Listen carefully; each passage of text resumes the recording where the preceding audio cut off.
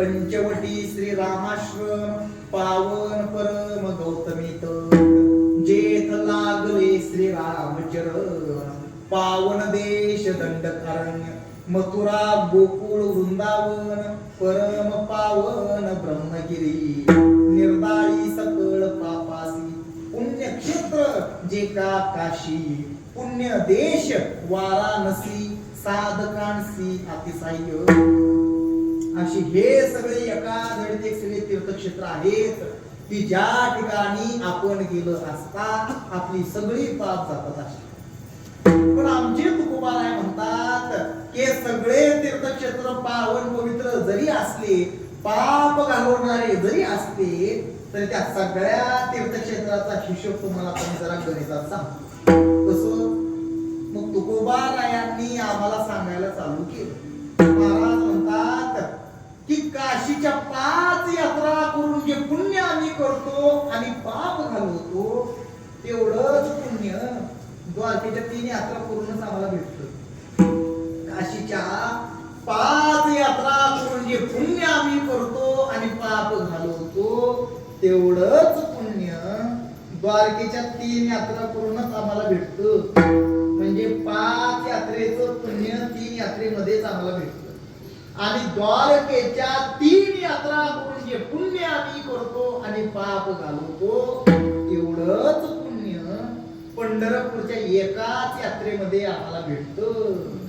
काशी यात्रा 5 द्वारकेच्या 3 पंढरीची जाण 1 यात्रा. म्हणजे पंढरपूरच्या एका वारीचं महत्व हे एवढं आहे.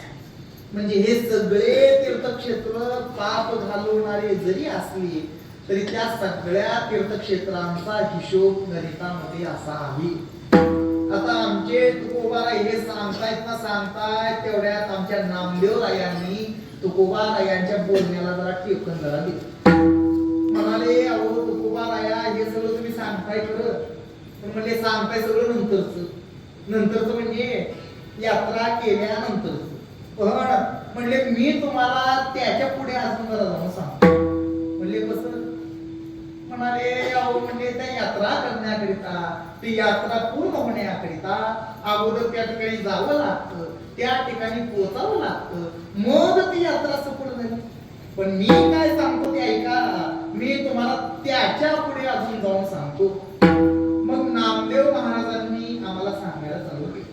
नामदेव महाराज म्हणतात की वाराणसीला जाण्याचा संकल्प करून 1 महिना वाराणसीच्या दिशेने चालत गेल्यानंतर जेवढं पुण्य आमच्याकडून घडतं आणि पाप जातं तेवढंच पुण्य त्या गोदावरीला जाण्याचा संकल्प करून त्या गोदावरीच्या दिशेनं जर आम्ही 1 दिवस जर चाललो तर महिनाभराचं पुण्य आम्हाला एकाच दिवसामध्ये भेटतं. जर समजा तुमच्या गावापासून त्या वाराणसीला जाण्यासाठी चालत 2 महिने जर लागत असते तर त्यापैकी 1 महिना चालत जाऊन जिथपर्यंत तुम्ही गेला असाल तिथपर्यंत 1 महिना चालत जाऊन जेवढं पुण्य तुमच्याकडून घडलं पाप गेलं तेवढंच पुण्य त्या गोदावरी परिक्रमेच्या दिशेनं जर तुम्ही 1 दिवस जर चाललात तर महिनाभराचं पुण्य तुम्हाला ते एकाच दिवसामध्ये मिळतं. मग ते 5 किलोमीटर चाला अथवा 10 किलोमीटर चाला 1 दिवस गोदावरीच्या दिशेनं जर चाललात तर महिनाभराचं पुण्य तुम्हाला एका दिवसामध्ये भेटतं. आणि गोदावरीला जाण्याचा संकल्प करून 1 दिवस त्या गोदावरीच्या दिशेने चालत गेल्यानंतर जेवढं पुण्य तुमच्याकडून घडतं आणि पाप जातं तेवढंच पुण्य त्या पंढरपूरला जाण्याचा संकल्प करून त्या पंढरपूरच्या दिशेनं 1 पाऊल जरी टाकलं तरी महिनाभराचं एका दिवसाचं पुण्य आम्हाला एका पावलावरती साध्य होतं. वाराणसी चाली जे मासा गोदावरी 1 दिवसा पंढरी पाऊल परी ऐसा ऐसा ठसा नामाचा. आता ही माणसं तीर्थयात्रा करतात तरी कशासाठी हो? गावाकडून जे काही पाप केलेलं असतं किंवा घडलेलं असतं ते पाप घालवण्यासाठी म्हणून लोक तीर्थयात्रेला जातात तीर्थयात्रा करतात. परंतु कसे जो गावाकडं एक मिनिट तरी गप्प बसत नाही. जो मनुष्य गावाकडं पाप केल्याशिवाय कधी राहत नाही, मग असा मनुष्य जर समजा तीर्थयात्रेला पाप जर का घालवायला जर का गेला, तर तो बाबा त्या तीर्थक्षेत्राच्या ठिकाणी गुन्ह्या गोविंदाला जाऊन गप्प बसल. कसं असतं, स्वभाव जाईना, माणसाचा मूळ स्वभाव काही जात नसतो. जो मनुष्य गावाकडं सकाळी उठल्याबरोबर पाप करतोय, ज्याच्या दिवसाचीच सुरुवात पाप करण्यापासून आहे, मग असा मनुष्य जर तीर्थयात्रेला पाप घालवायला गेला, तर तो बाबा त्या तीर्थक्षेत्राच्या ठिकाणी गुन्ह्या गोविंदानं गप्प बसल. तिथं जाऊन पाप करणार नाही कशावरून. मग त्या बाबानं त्या तीर्थक्षेत्राच्या ठिकाणी जाऊन केलेल्या पापाचं काय, पाप घालवायचं कुठं. महाराज म्हणतात, अन्यक्षेत्री पाप कीजे ते पुण्यक्षेत्री विनसिजे, पुण्यक्षेत्री पाप कीजे ते त्यागीजे पंढरीसी.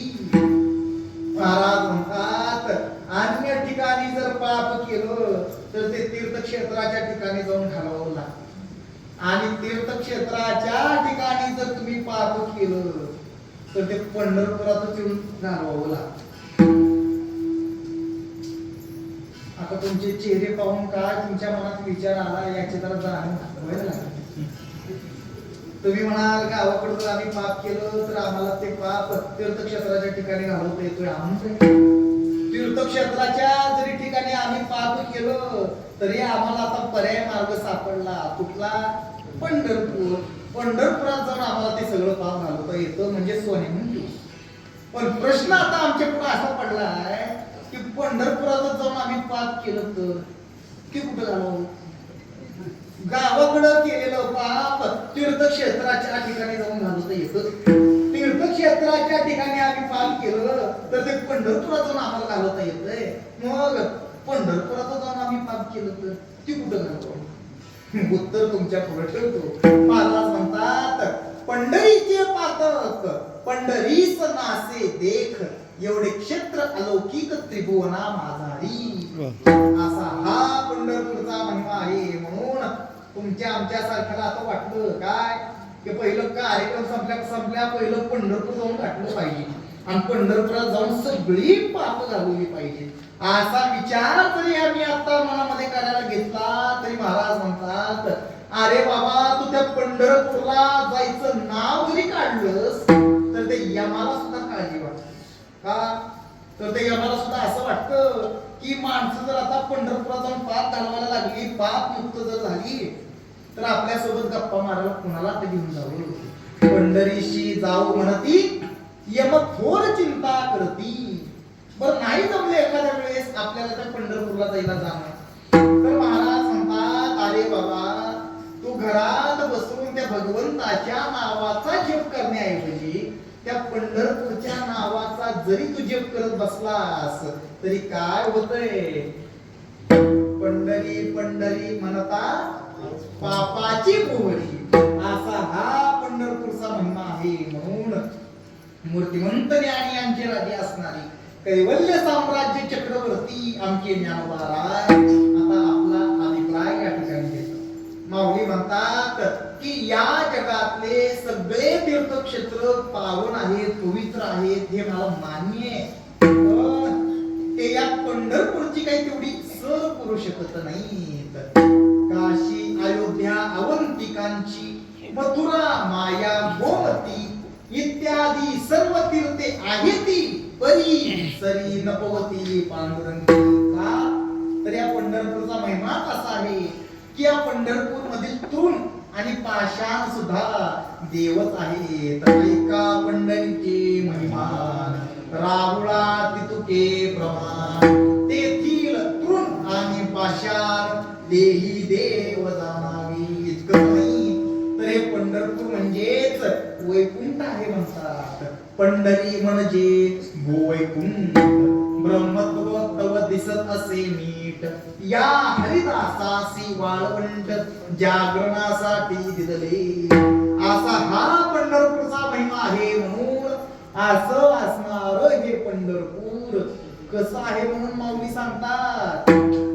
तर माऊली म्हणतात की एवढं महान असणार हे पंढरपूर, या त्रिभुवनामध्ये जेवढे काही तीर्थक्षेत्र आहेत त्या सगळ्याच तीर्थक्षेत्राचे हे बाप तीर्थ आहे.